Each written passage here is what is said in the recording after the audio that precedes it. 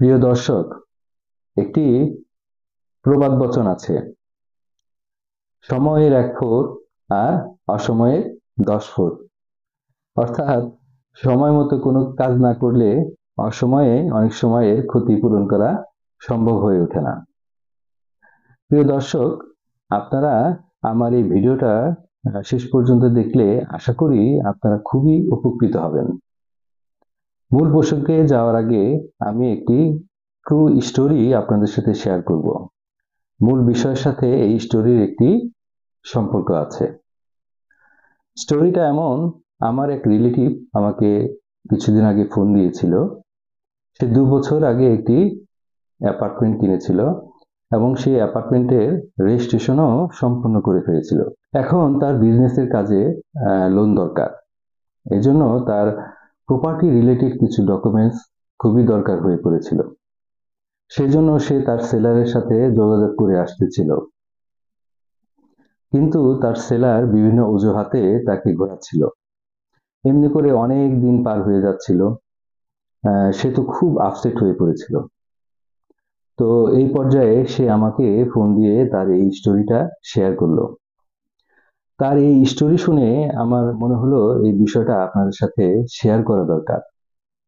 কারণ যারা অ্যাপার্টমেন্ট কিনেছেন বা কিনতে যাচ্ছেন, রেজিস্ট্রেশন করেছেন বা করতে যাচ্ছেন, আপনারা যে প্রপার্টি কিনেন না কেন, আপনাদের সংগ্রহে কিন্তু অবশ্যই প্রপার্টি রিলেটেড ডকুমেন্টসগুলো রাখবেন। অর্থাৎ সেলারের কাছ থেকে আপনি প্রপার্টি রিলেটেড সমস্ত চেইন ডকুমেন্টসগুলো আপনাদের সংগ্রহে নিয়ে নেবেন। যদি আপনারা এই প্রপার্টি রিলেটেড ডকুমেন্টসগুলো আপনার সংগ্রহে না নিয়ে নেন, তাহলে আমার এই রিলেটিভের মতো অবস্থা আপনাদেরও হতে পারে। তাছাড়া এই প্রপার্টি রিলেটেড ডকুমেন্টসগুলো বিভিন্ন কাজে লাগতে পারে।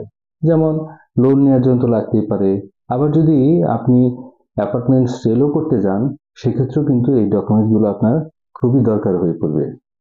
তাই আমি আপনাদের অনুরোধ করছি, যারা প্রপার্টি হোল্ড করছেন, তারা অতি দ্রুত সেলারের কাছ থেকে প্রপার্টি রিলেটেড ডকুমেন্টসগুলো কালেক্ট করে নেবেন। তাহলে আপনারা এই ভবিষ্যৎ হয়রানিমূলক অবস্থা থেকে রেহাই পাবেন।